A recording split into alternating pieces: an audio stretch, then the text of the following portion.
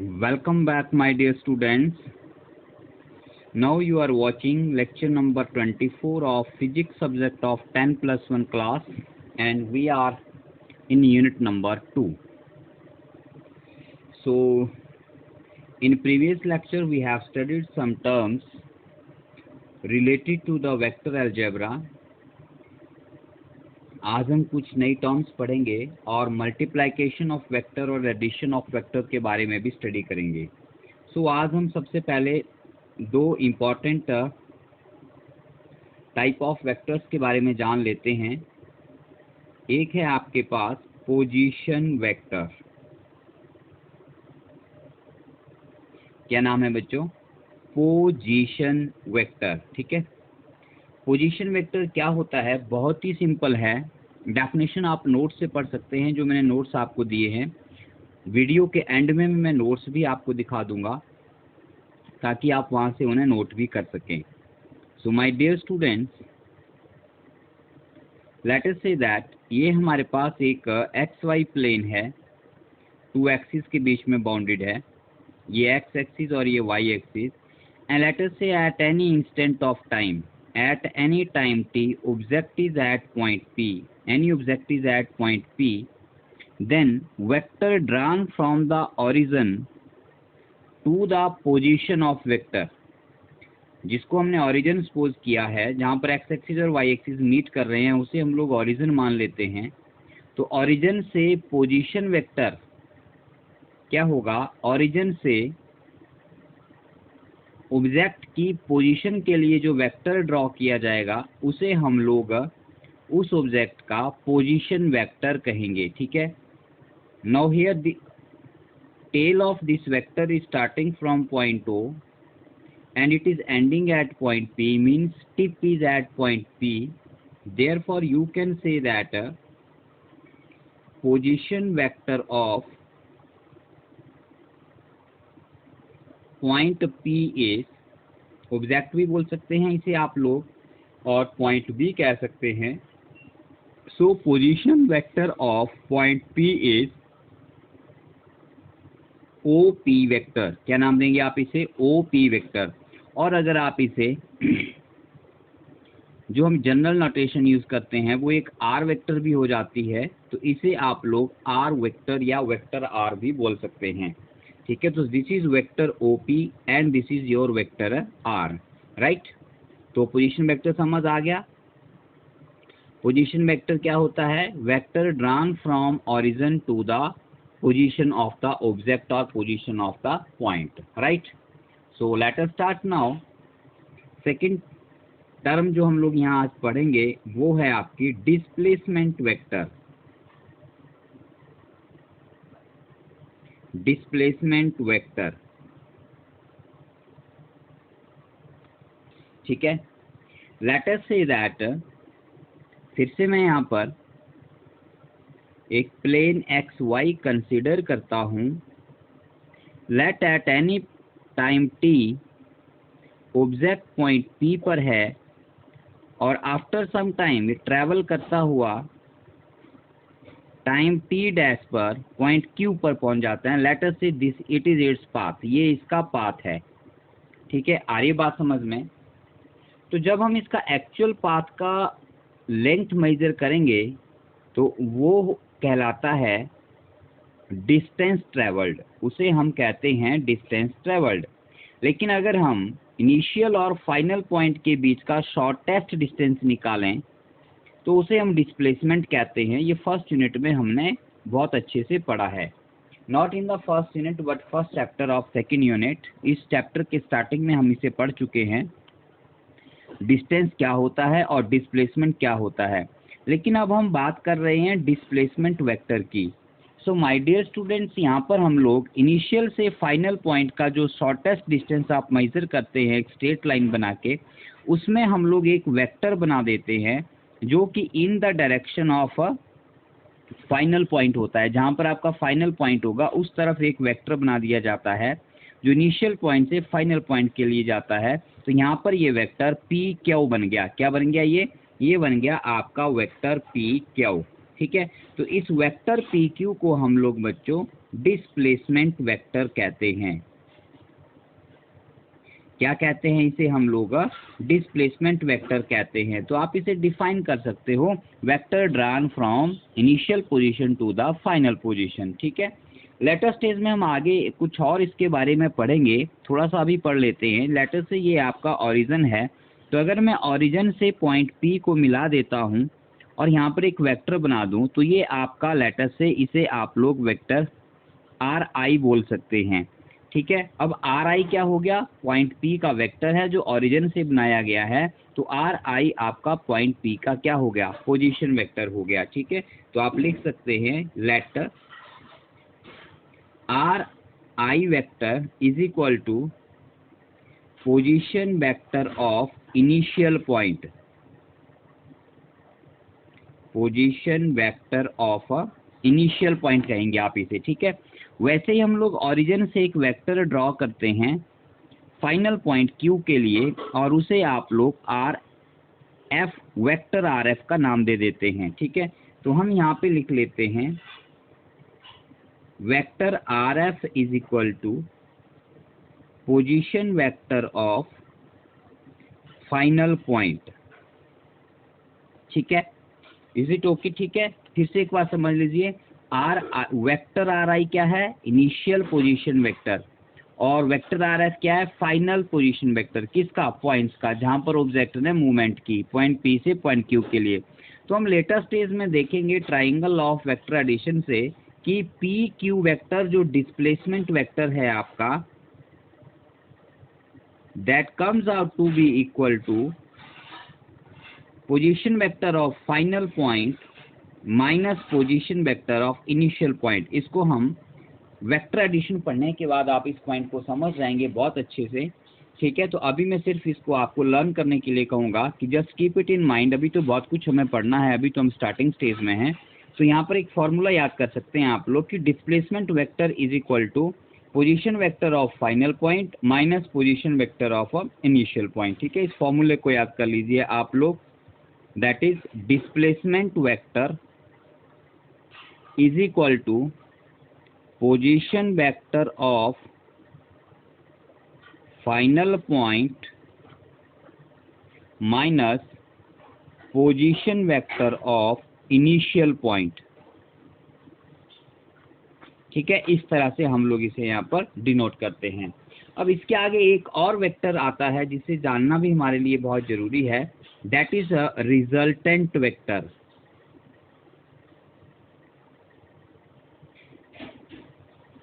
ठीक है, resultant vector क्या होता है? देखिए, जब हम नंबर ऑफ वेक्टर्स को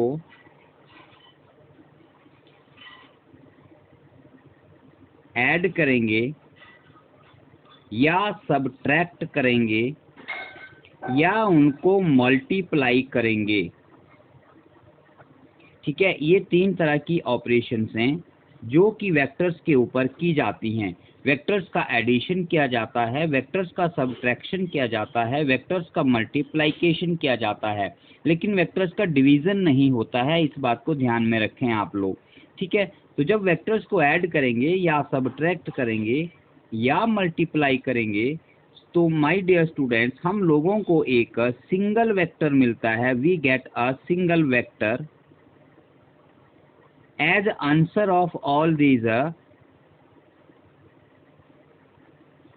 ऑपरेशंस। इन ऑपरेशंस के बाद नंबर ऑफ वेक्टर, जैसे आपने यू टेक 4 वेक्टर्स और उनको ऐड किया, तो उसके बाद आपको एक सिंगल वेक्टर मिलेगा whose effect is same, whose effect is same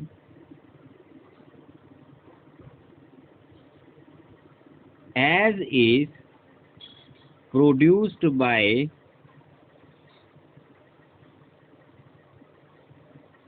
individual vectors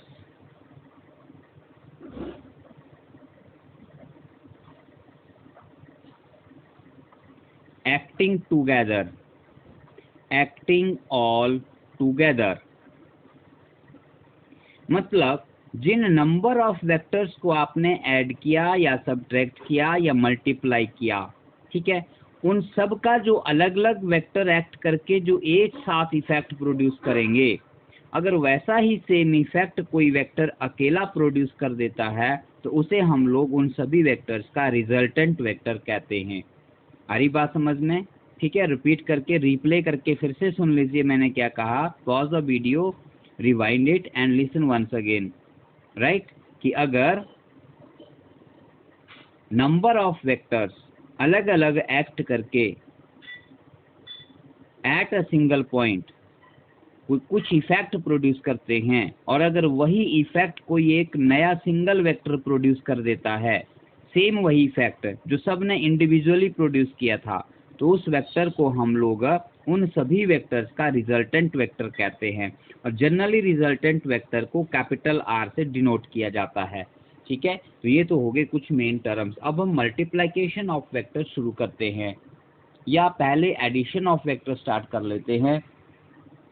okay, let us start addition of vector. Basic concept पढ़ लेते हैं एडिशन ऑफ वेक्टर्स का। एडिशन ऑफ वेक्टर्स में जिन वेक्टर्स को ऐड किया जाता है उसमें हम लोग टिप टेल प्रोसेस फॉलो करते हैं, या फिर वेक्टर्स को सेम ऑर्डर में रखने की कोशिश करते हैं। टिप टेल का क्या मतलब है कि जहां फर्स्ट वेक्टर का टिप खत्म होगा वहां से सेकंड वेक्टर का टेल स्टार्ट होगा। ठीक है, उसके बाद जो हमें रिजल्टेंट मिलेगा उसके बाद हम लोग उनका रिजल्टेंट निकालेंगे, मतलब उनका एडिशन या सब्ट्रैक्शन निकालेंगे, या फिर वेक्टर्स को सेम ऑर्डर में रखेंगे। ठीक है, सो लेट अस सी दैट। सबसे पहले हम सबसे सिंपल एडिशन करते हैं, addition of linear vectors. Addition of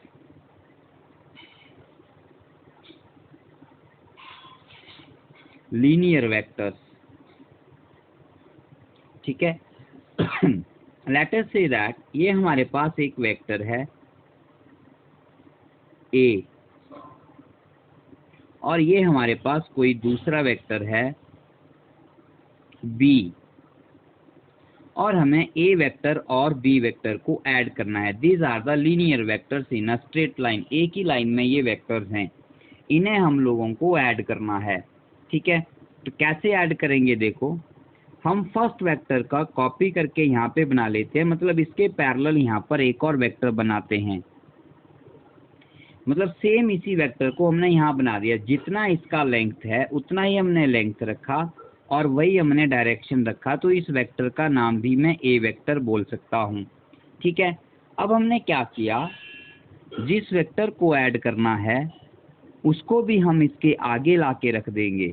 ठीक है, मतलब सेकंड वेक्टर का टेल फर्स्ट के टिप से मैच किया जाएगा।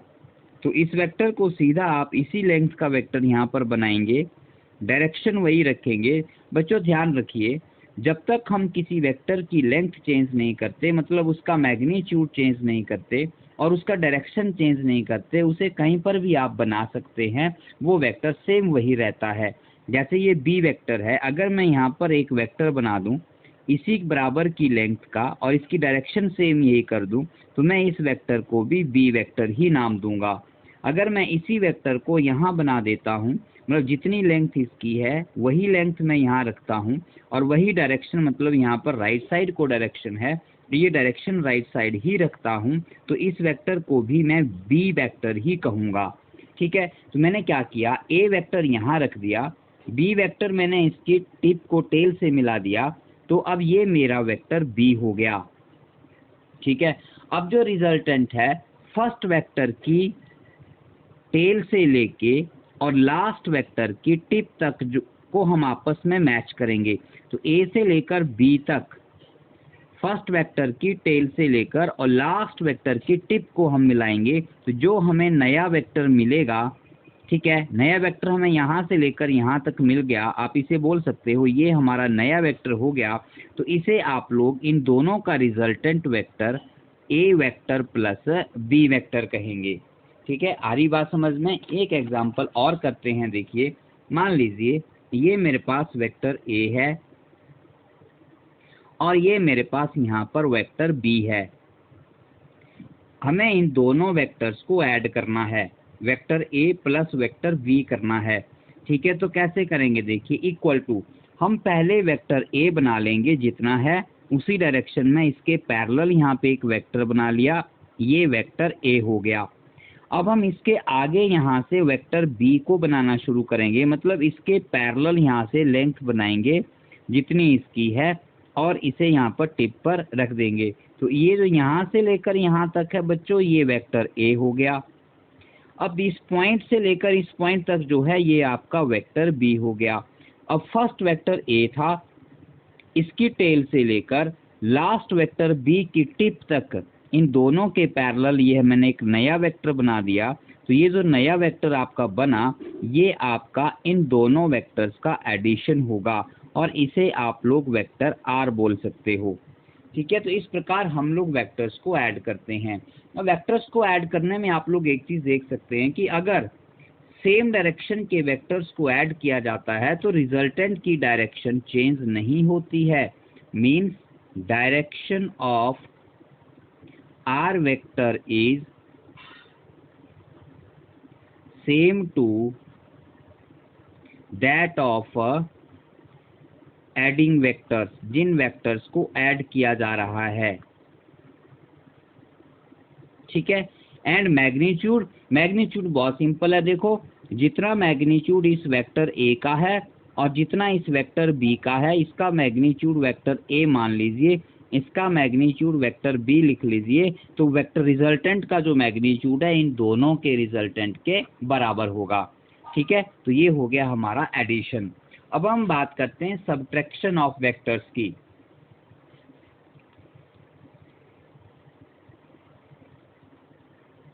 उससे पहले हम एक और चीज पढ़ लेते हैं कि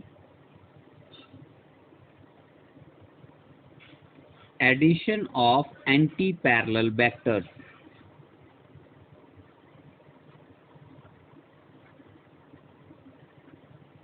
addition of anti parallel vectors, anti parallel vectors का एडिशन क्या मतलब है इसका बच्चों? अभी जो हमने किया ये पैरेलल वेक्टर्स, आप ये बोल सकते हैं दीज वर पैरेलल और लाइक वेक्टर, एक ही डायरेक्शन में एक्ट कर रहे थे। अब मान लीजिए ये हमारे पास वेक्टर ए है और इसमें आप लोग ये वेक्टर बी ऐड करना चाहते हो, you want to add this vector into this, इसमें आपको ये ऐड करना है। ठीक है, तो कैसे ऐड करेंगे देखिए, वेक्टर ए बना लेंगे हम लोग, जो फर्स्ट वेक्टर है ये बना लिया हमने, ये आपका वेक्टर ए हो गया। अब हम वेक्टर बी बनाएंगे, लेकिन इसको एज इट इज ही बनाना है, लेकिन इसकी जो टेल है वो फर्स्ट के टिप से स्टार्ट करनी है। तो अब ये आगे की तरफ नहीं बनेगा, ये बैकवर्ड डायरेक्शन में बनेगा क्योंकि इसकी डायरेक्शन इसके ऑपोजिट है। तो मान लीजिए यहाँ तक हमने ये वेक्टर बी बना लिया। ठीक है, ये कंप्लीट यहाँ से लेकर यहाँ तक क्या है वेक्टर ए, और यहाँ से यहाँ तक क्या है वेक्टर बी। अब मैंने बोला दोनों का रिजल्टेंट क्या होगा, फर्स्ट वेक्टर की टेल से लेकर लास्ट वेक्टर के टिप तक, मतलब दूसरे के टिप तक, मतलब ए से लेकर इस पॉइंट तक जो आपके पास वेक्टर बच गया, ये वेक्टर हमारे पास बच गया, इसे आप लोग आर वेक्टर कहेंगे। You will name it as a R vector. ठीक है, और इस केस में हम लोग इसे A vector plus minus B vector कह सकते हैं, क्योंकि डायरेक्शंस की टर्म में बी वेक्टर की डायरेक्शन ए के रिस्पेक्ट ऑपोजिट है, तो इसे माइनस बी वेक्टर लिखेंगे आप लोग। तो इसे आप ए वेक्टर प्लस बी कहने के बजाय A vector minus B vector कहेंगे। ठीक है, तो ये है आपका addition of anti parallel vectors. अब इस केस में आप देखेंगे कि मैग्नीट्यूड जो है रिजल्टेंट वेक्टर का वो इन दोनों के मैग्नीट्यूड के डिफरेंस के बराबर आएगा। मतलब magnitude of resultant vector will be magnitude of A vector minus magnitude of B vector. हाँ, डायरेक्शन बहुत इंपॉर्टेंट हो जाती है यहाँ पर, इस बात का ध्यान रखें। Direction of R vector will be same to that of larger vector, larger vector। See carefully, यहाँ पर जो रिजल्टेंट वेक्टर देखो, ये है रिजल्टेंट वेक्टर यहाँ से लेकर यहाँ तक, तो इसकी डायरेक्शन जो है राइट साइड को है, और हमारा जो लार्जर वेक्टर है वो भी राइट साइड को है। तो जो रिजल्टेंट होता है ना एंटी पैरेलल वेक्टर्स का, उसकी डायरेक्शन वो रहती है जो लार्जर वेक्टर की डायरेक्शन होती है। तो ये हो गया आपका addition of anti parallel vectors. So dear, ये तो था आपका addition of anti parallel vectors. अब हम बात करते हैं कोप्लेनर वेक्टर्स का एडिशन। कोप्लेनर वेक्टर्स मतलब एक वेक्टर ऐसे है और दूसरा वेक्टर ऐसे है, ये वेक्टर ए है और ये वेक्टर आपका बी है। आपको इन दोनों को ऐड करना है, मतलब आप लोगों को वेक्टर ए प्लस बी निकालना है। ठीक है, तो कैसे करेंगे? देखिए मेथड वही है, टिप टेल मेथड जो मैंने बताया। वेक्टर ए को बना लीजिए, ये वेक्टर ए हो गया। अब वेक्टर बी को बनाइए, लेकिन कहाँ से? वेक्टर बी वहां से शुरू कीजिए जहां फर्स्ट वेक्टर की टिप है। तो फर्स्ट वेक्टर का टिप यहाँ पर है, जहां पहला वेक्टर खत्म होता है वहां से दूसरा शुरू कीजिए। सिंपल वर्ड्स में आप समझना चाहते हैं तो, कि वेक्टर्स को जब ऐड किया जाता है तो एक फर्स्ट वेक्टर में सेकंड ऐड करना है, तो सेकंड को वहां बनाइए जहां पहला खत्म होता है। ठीक है, मतलब सेकंड को वहां से शुरू करो जहां पर फर्स्ट खत्म होता है। तो फर्स्ट यहाँ पे खत्म हो गया, सेकंड इसके पैरेलल बनाएंगे, इसके पैरेलल हम यहाँ पे नया वेक्टर बना देते हैं। अब ये लाइन और ये लाइन दोनों पैरेलल हैं, तो और एक ही डायरेक्शन है अपवर्ड में, तो ये बी वेक्टर होगा। अब इन दोनों का रिजल्टेंट क्या होगा? मैंने बताया, फर्स्ट वेक्टर जहां से शुरू हुआ और सेकंड वेक्टर जहां खत्म हुआ उसको आपस में मैच कर दीजिए। तो इनको मैच करने से जो लास्ट में एक नया वेक्टर आपको मिलेगा वो इन दोनों वेक्टर्स का रिजल्टेंट वेक्टर होगा, उसे आप vector A plus vector B कहेंगे। आ रही बात समझ में? और एग्जाम्पल देखते हैं। जैसे मान लीजिए ये आपके पास कोई वेक्टर P है, ठीक है, और ये आपके पास दूसरा वेक्टर Q है। आप इन दोनों को ऐड करना चाहते हैं, वेक्टर P प्लस Q आप बनाना चाहते हैं। तो वेक्टर P को बनाइए पहले, ये हमारा वेक्टर P हो गया। सेम इसके पैरेलल यहाँ पे लाइन लगाई और जितनी लेंथ है उतनी हमने लेंथ रखी और डायरेक्शन वही रखी इसकी। अब इसमें Q ऐड करना है, तो Q को यहाँ से स्टार्ट कीजिए आप लोग बच्चों। ठीक है, जहाँ P खत्म हुआ वहाँ से Q शुरू कर दीजिए। इसके पैरेलल लाइन लगा दी हम लोगों ने, जितनी इसकी लेंथ है उतनी हमने इसकी लेंथ रख ली। मान लो यहाँ तक आ गई, तो ये हमारा वेक्टर Q हो गया। अब शुरू कहाँ से हुए थे? यहाँ से। खत्म कहाँ हो गया? यहाँ पर। तो इसको आपस में मैच कर दीजिए, मिला दीजिए, ज्वाइन कर दीजिए। तो ये जो एक नया वेक्टर यहाँ पर बन गया आपका, इस पॉइंट से लेकर यहाँ तक, इसे आप लोग आर वेक्टर बोलेंगे, और ये इन दोनों वेक्टर्स P और Q का रिजल्टेंट होगा, मीन्स इन दोनों का सम होगा, मतलब इन दोनों का एडिशन होगा। ठीक है, इसका मैग्नीट्यूड क्या होगा, इसकी डायरेक्शन क्या होगी, वो हम बाद में पढ़ेंगे। लेट अस से दैट हमारे पास मोर देन 3 वेक्टर्स हैं, कोप्लेनर होने चाहिए वेक्टर सारे। पहली बात याद रख लीजिए, मान लीजिए एक वेक्टर ये है A, ये वेक्टर दूसरा है B, और ये मेरे पास कोई एक वेक्टर है तीसरा C। हमें इन तीनों वेक्टर्स को ऐड करना है, 1 2 3।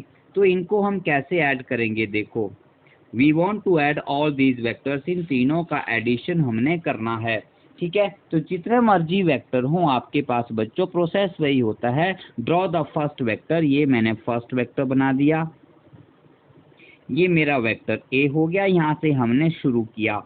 अब हम वेक्टर बी बनाएंगे। वेक्टर बी कहाँ बनेगा? जहाँ फर्स्ट खत्म हुआ है। फर्स्ट का टिप यहाँ पर है, ये हमने इसके पैरेलल लाइन लगा दी, इसके बराबर लंबाई की, तो ये मेरा वेक्टर बी हो गया।